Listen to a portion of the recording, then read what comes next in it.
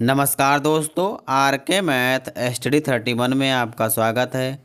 आज के इस वीडियो लेक्चर में हम HCF व LCM निकालने वाले हैं, जो यूपी बोर्ड की परीक्षाओं में अक्सर पूछे जाते हैं।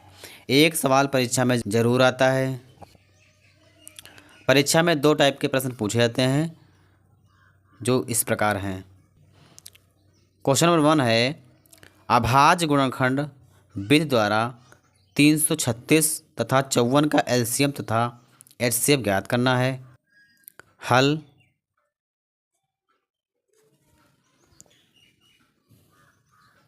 दिया है, क्या दिया है? 336 और 54। 336 व 54 के आज गुणनखंड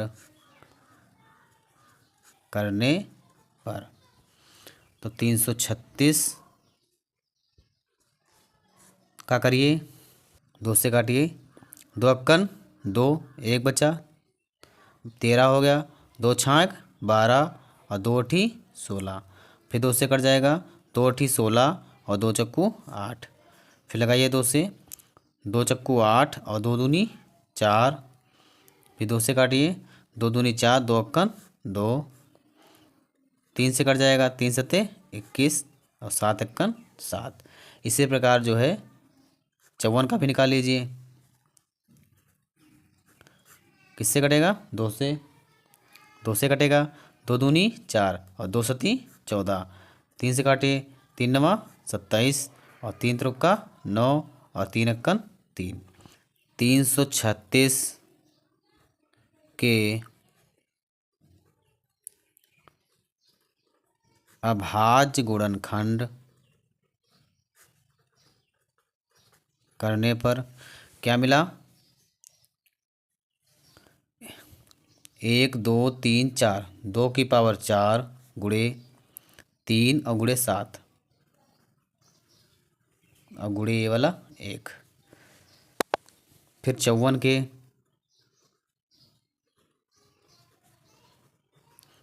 अभाज्य गुणनखंड करने पर क्या मिला? 2 गुणे 3 की पावर 3 बार, 1 2 3 बार दिया है, तो 3 की पावर 3 और गुणे 1। जो दोनों में मिलता है उसको गोला कर दीजिए।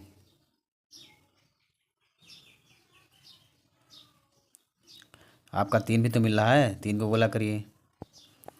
तो जो LCM होता है, तो जो मिलता है दोनों में कॉमन होता है, उसकी अधिकतम घात देखी जाती है। लिख दीजिए, LCM जो होता है उसकी अधिकतम घात,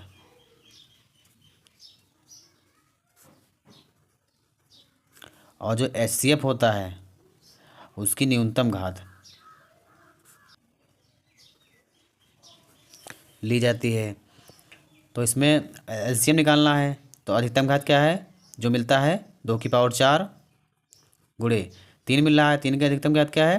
3 की पावर 3 गुणे, जो नहीं मिलता वो भी लिखना पड़ता है, 7 और गुणे ये वाला 1। तो हल करिए, तो 2 को 4 बार करिए। 2 को जब 4 बार करेंगे तो क्या होगा? 32 होगा। गुणे 3 को 3 बार करिए तो आपका 27 हो जाएगा। और गुणे 7 और गुणे 1, इसको गुणा कर दीजिए सबको। तो गुणा करेंगे तो कितना आएगा? 3024। ये आपका जो है LCM निकल आया। अब आपको निकालना क्या है? HCF निकालना है। HCF क्या होता है? जो कॉमन होता है, जो दोनों में मिलता है, उसकी न्यूनतम घात देखी जाती है। तो बताया था आपको हमने। तो न्यूनतम घात, तो जो मिल रहा है तो उसकी न्यूनतम घात, तो 2 की, ये 2 की पावर 4 अधिकतम घात है, ये 2 न्यूनतम घात है, तो 2 लिख दीजिए। गुणे ये 3 आपका मिल रहा है, 3 आपका मिल रहा है, तो इसकी न्यूनतम घात क्या है? 3 है। और गुणे ये वाला 1 मिल रहा है, 1 गुणा करिए, तो 3 दूनी 6 और 6 अक्कन 6। तो आपका जो HCF होगा वो 6 निकल आया।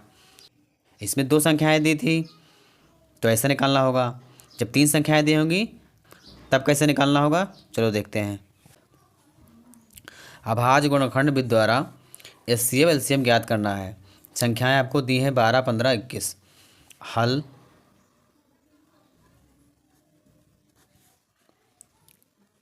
दिया है, क्या दिया है, 12, 15, 21 के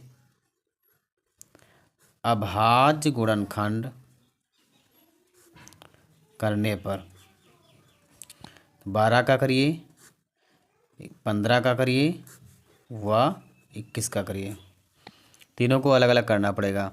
2 से करिए, 2 छाग 12, 2 तियाँ 6 और 3 अक्कन 3। ये 3 से आपका कट जाएगा, 3 पचे 15, 5 अक्कन 5। ये आपका 3 से कटेगा, 3 सते 21 और 7 अक्कन 7। तो जो 12 का आपने निकाला है वो कितना निकाला आपने, 2 के बाद 2 गुणे ये वाला 3 और गुणे ये वाला 1। 15 का 3 गुणे 5, 3 गुणे 5 गुणे 1। फिर आपने जो है 21 का निकाला है, क्या निकाला, 3 गुणे 7 गुणे 1। फिर आपको निकालना क्या है, एलसीएम।